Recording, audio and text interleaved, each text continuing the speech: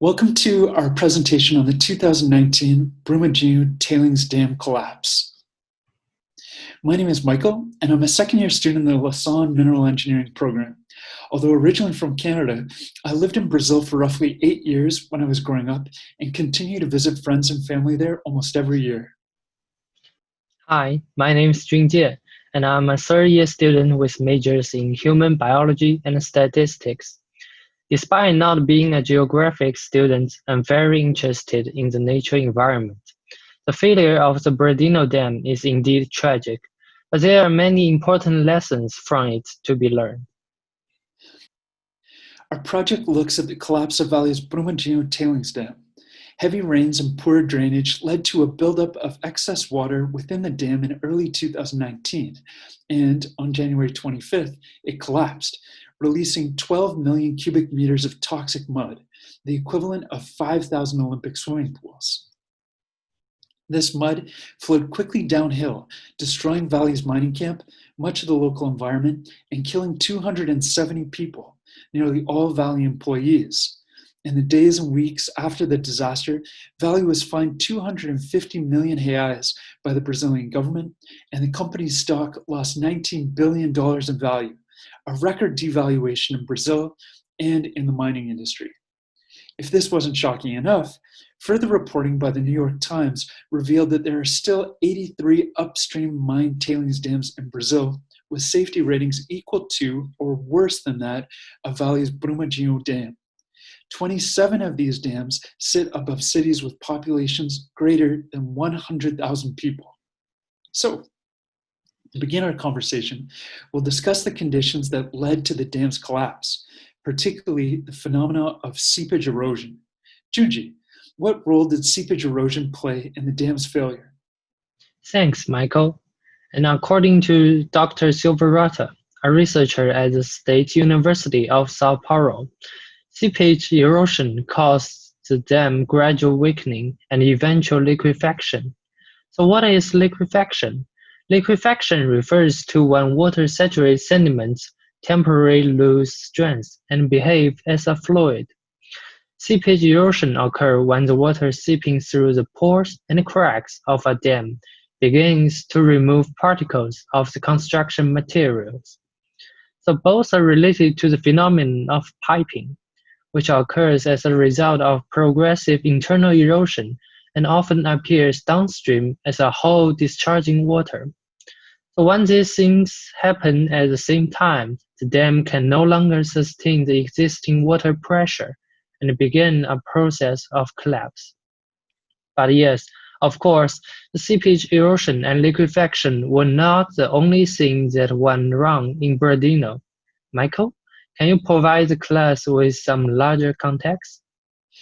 Of course, thanks, Junjie. As is always the case in these situations, the Brumadinho collapse resulted from a number of technical and institutional failures. On the institutional front, there was a failure on the part of local governments to properly monitor and enforce existing dam safety regulations. This fact itself is not without context. Since the election in 2018 of Brazil's current president, Jair Bolsonaro, nearly all of Brazil's regulatory and environmental protection agencies have experienced budget cuts and, in some cases, active subterfuge from the highest levels of government. This has weakened agencies' capacity to enforce regulation and demoralized many agency employees. There was also a disturbing institutional failure on the part of Vale to better protect its workers and the environment. This is especially shocking considering the fact that Vale oversaw a similar disaster in Brazil in 2015. In November of that year, a Vale tailings dam collapsed in the nearby city of Mariana, in the same state as Brumadinho, a state known as Minas Gerais, which in English literally means mines everywhere, devastating nearby ecosystems and killing 19 people. Of course, one would hope that Vale and the Brazilian government would learn from these catastrophes to prevent further tragedy. Whether that happens, though, remains to be seen. There were limited efforts to update monitoring procedures after both the Mariana and Brumadinho disasters, and the Times has reported that there are 83 other dams at similar levels of precarity located throughout the country.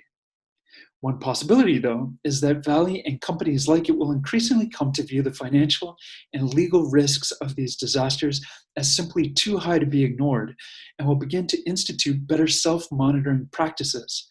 On this note, Junjie, what was the experience in Brumadinho of Vale's third-party inspectors, TÜV Süd? Thanks, Michael.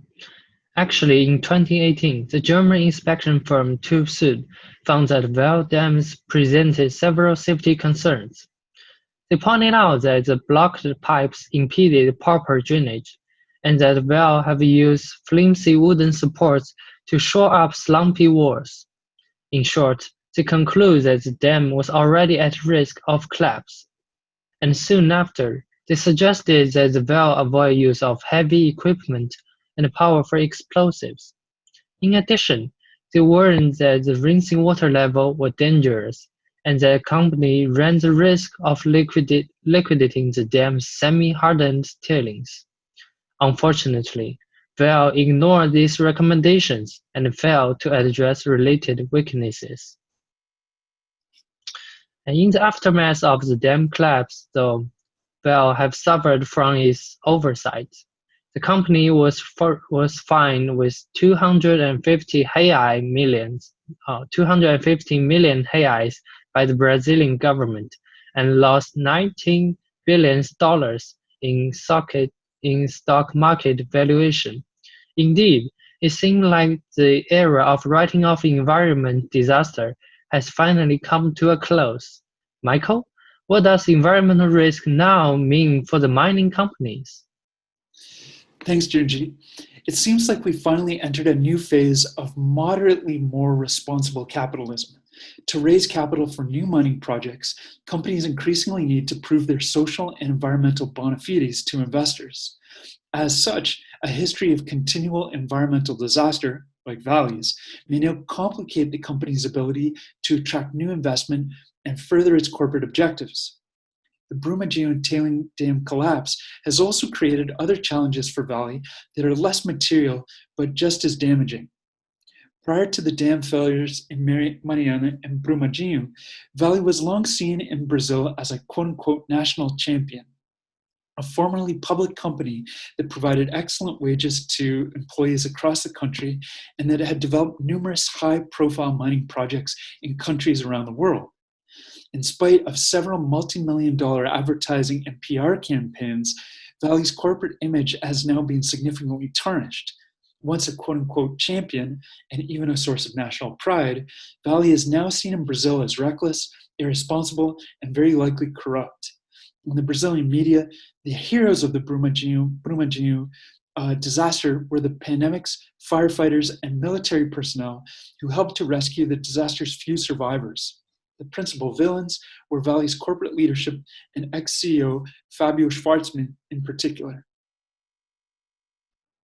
So, as we close, Junjie, perhaps you can say a little bit more about the environmental impacts of the Brumadinho collapse. Yeah, sure. Thanks, Michael. When the dam collapsed, roughly 12 million tons of waste mud was suddenly let loose. This toxic mud flowed downhill, destroying everything in its path, including forests, homes, and people.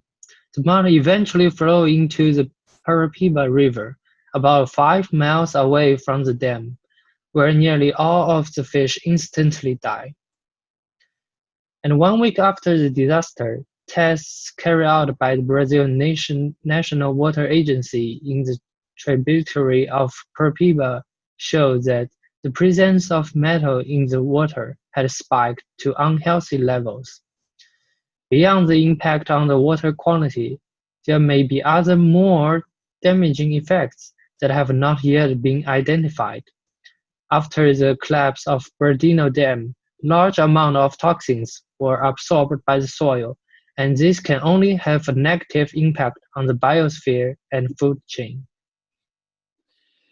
Thanks, Junjie. To close, this was a very interesting project and helped us both to better understand the worst industrial accident in Brazilian history and the second worst industrial accident to date of the 21st century.